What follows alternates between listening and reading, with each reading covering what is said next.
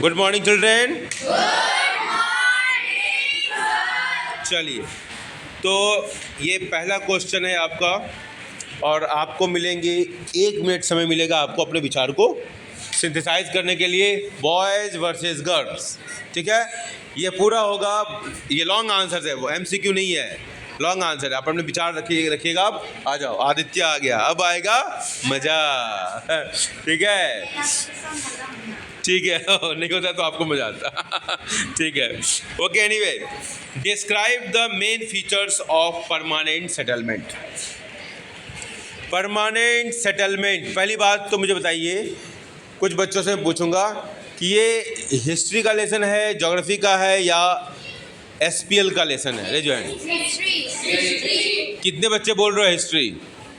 सारे बच्चे बोल रहे हैं हिस्ट्री। इसका मतलब है पहला आपने अपनी पहली लड़ाई आपने जीत ली सब लोगों ने, ठीक है। कुछ बच्चों को ये आइडिया नहीं होता है कि किस लेसन का किस ये क्वेश्चन बन रहा है, ठीक है ना। तो ये आप हमारे बच्चे इतने तो स्मार्ट हैं, ये आइडेंटिफाई कर लिए कि किस लेसन का ये क्वेश्चन है। चलिए, अब मुझे रिपीट कर रहा हूँ question. Describe the main features of permanent settlement. Permanent settlement के मुख्य फीचर क्या हैं? I am repeating this question. Describe the main features of permanent settlement. ठीक है, परमानेंट सेटलमेंट कौन बताएगा मुझे? Raise your hand. ठीक है, हाँ बोलो बेटा। Sir, permanent settlement is a settlement in which rajas and zamindars are known as recommended as talukdars. Sir, in this permanent settlement, rajas and talukdars are in the responsibility of taking the revenue, are taking the tax from the peasants, and then they have to give the taxes to the East India Company. ठीक है, इनका प्रयास बहुत बढ़िया है। और इसके बाद और कोई कुछ बोलना चाहेगा इसमें? कोई और कुछ बोलना चाहेगा परमानेंट सेटलमेंट के बारे में? परमानेंट सेटलमेंट के बारे में और कुछ कोई बोलना चाहेगा? कौन बोलेगा? आप बोलेंगे? कौन बोलेगा? आप बोलोगे बेटा, बोलो। According to the permanent settlement, Rajas and Talukdars were recognized as Zamindars. Okay, चलो ये पॉइंट, हाँ उन्होंने बहुत सारे, आप बताइए बेटा। सर, इसमें क्या होता था, जो राजाज और तालुकदार से वो जोर से बोलेंगे ताकि सबको सुनाई दे। Yes, sir. और मैं देखो 3 और 4 लोगों से पूछने का पर्पस जानते हो क्या है? कि 3 और 4 बार आप क्वेश्चन सुन रहे हो तो आपको याद करवाना है। मेरा पर्पस क्या है? याद करवाना पर्पस है। बटो माइंड, आप, मेरा पर्पस क्या है कि हमारे बच्चे याद कर लें क्लास में, ठीक है। कोई 1 पॉइंट बोलेगा, कोई 2 पॉइंट बोलेगा, कोई ज़्यादा बोलेगा, लेकिन हर बार आप सुनोगे। इसलिए जब भी क्वेश्चन क्लास में टीचर पूछे तो ध्यान से सुना करो बेटा, करेक्ट ना?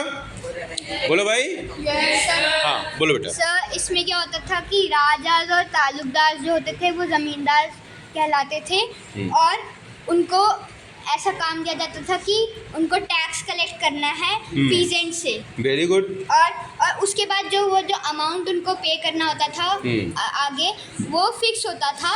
और अगर वो फेल होते थे इसमें तो उनको उस पोजीशन से हटा दिया जाता था। ओके ओके, और कोई बोलना चाहेगा इसमें? कोई बोलना चाहेगा? बॉयज ने अपना आंसर दिया, गर्ल्स आप कोई बोलना चाहेगा? गर्ल्स साइड से कोई नहीं बोलेगा? No no, nobody.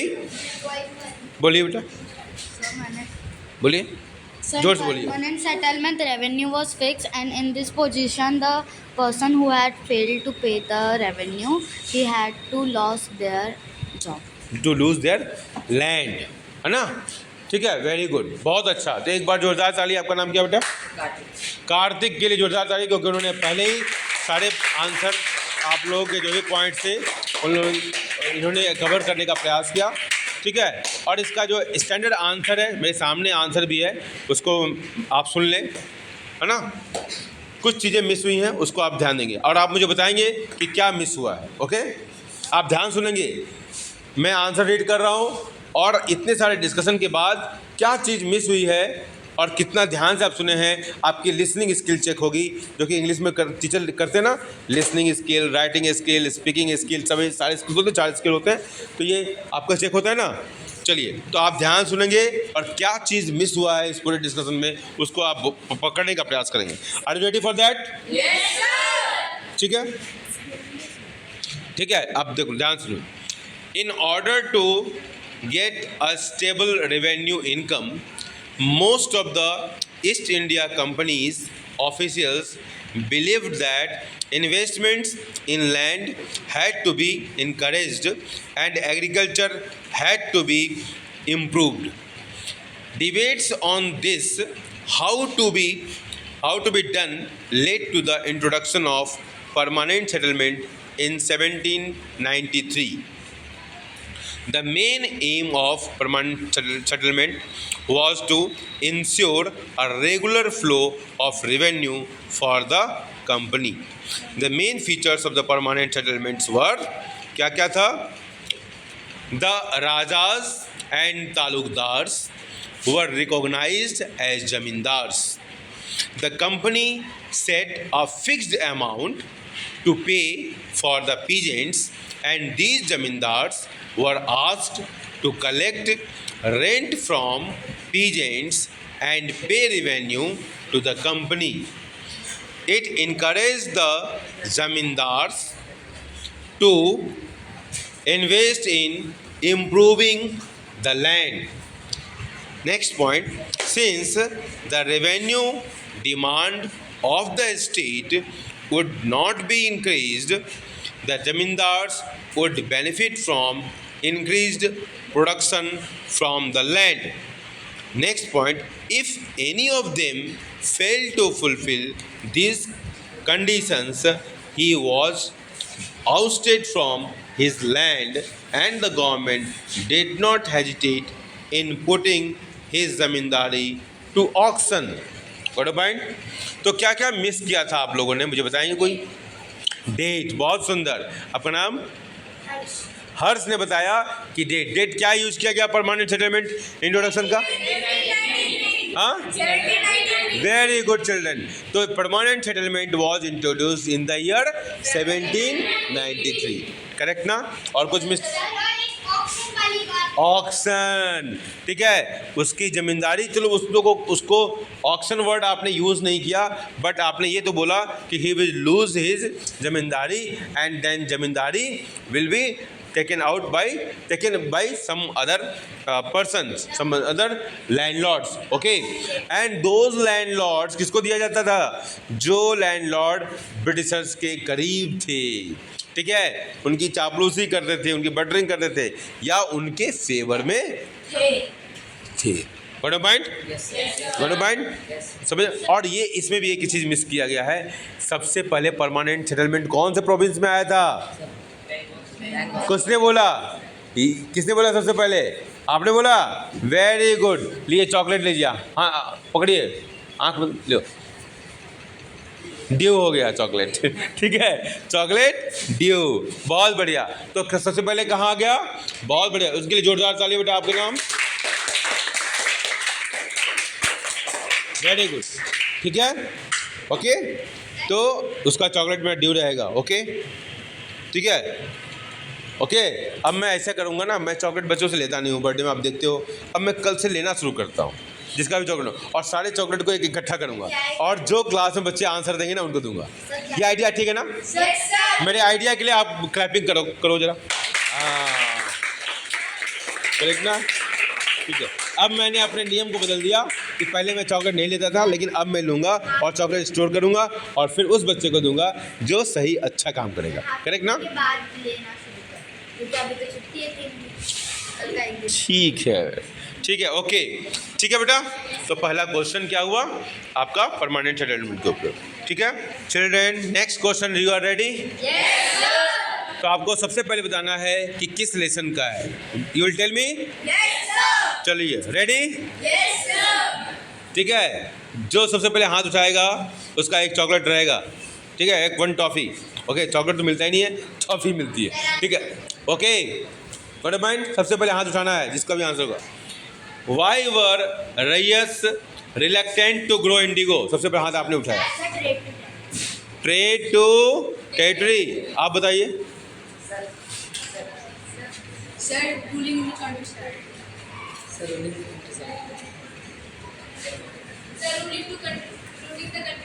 अभी कौन सा लेसन आपने बताया था?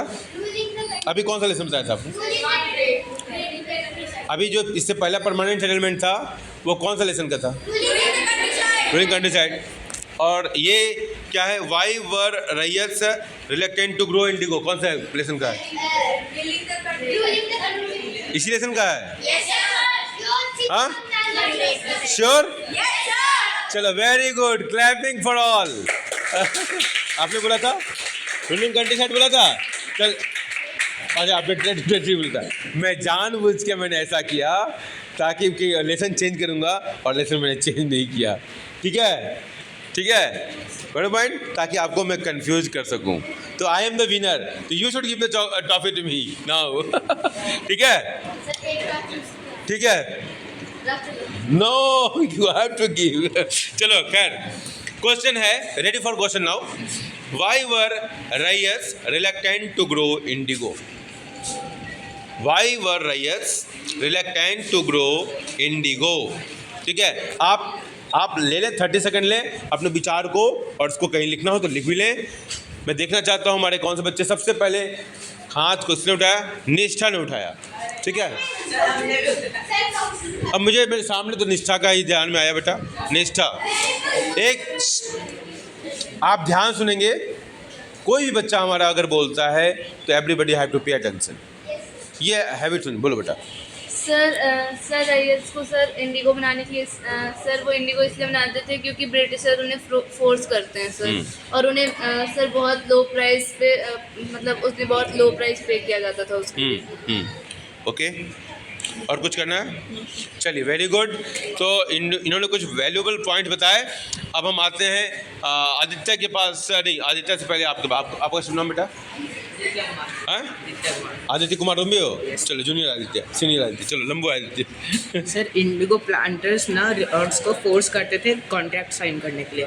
उस कॉन्ट्रैक्ट के हिसाब से वो इंडिगो प्लांटर्स रॉड्स को देते थे, कैश एडवांस देते थे, सीड्स और सीड्स देते थे, और उसको इंडिगो प्लांट करने के लिए कहते थे। पर इंडिगो मतलब रॉड्स को पता चला कि बहुत ही मुश्किल है और पैसे कम मिलते हैं, और इंडिगो प्लांट होता है वो बहुत जल्दी से उससे फर्टाइल लैंड को अनफर्टाइल कर लेता है। वेरी गुड, बहुत अच्छा पॉइंट बताया इन्होंने बहुत ही अच्छे पॉइंट बताया। हाँ, इसके बाद कौन बताएगा मुझे? हाँ, अभी आऊँगा। आदित्य, आप बताइए जल्दी से, क्विक।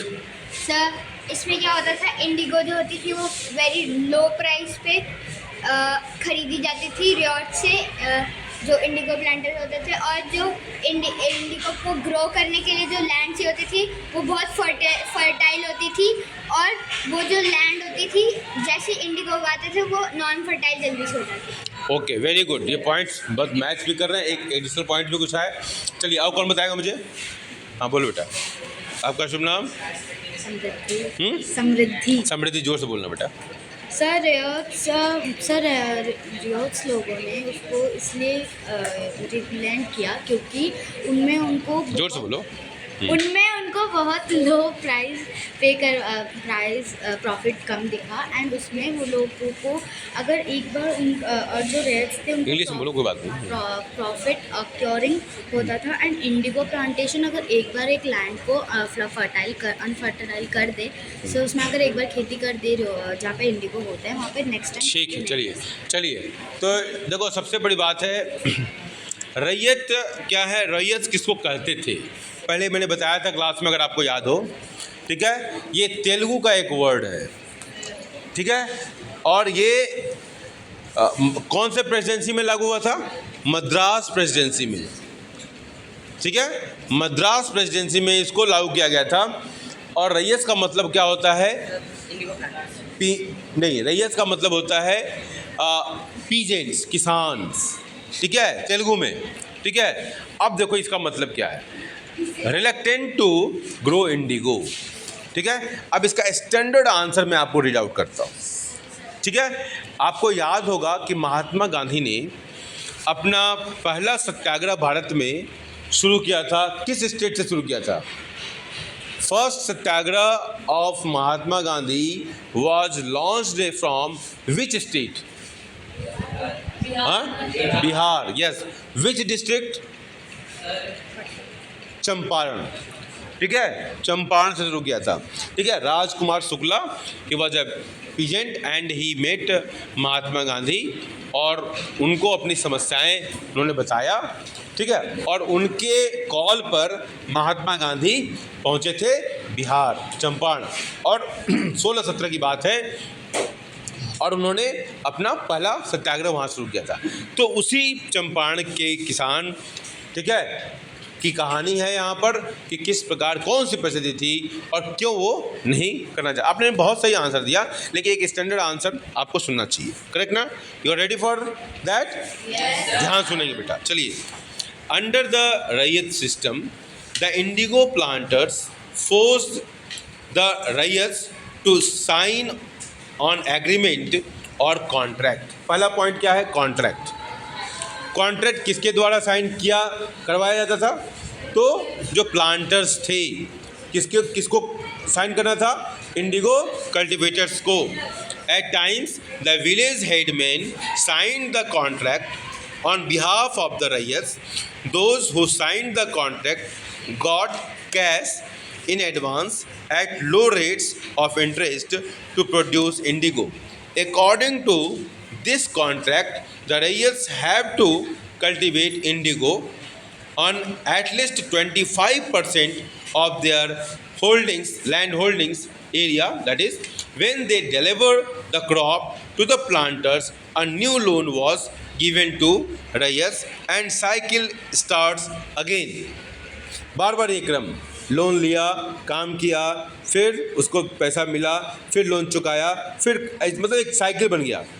मतलब लोन का चक्कर और घन चक्कर शुरू हो गया, ठीक है। चलिए, ryots were reluctant to grow indigo because, शुरू में तो इंटरेस्टेड थे, लेकिन बाद में जब उसके परिणाम को समझे, ज़मीन खराब होने लगी, सही दाम नहीं मिला, तब उनके अंदर क्या हुआ?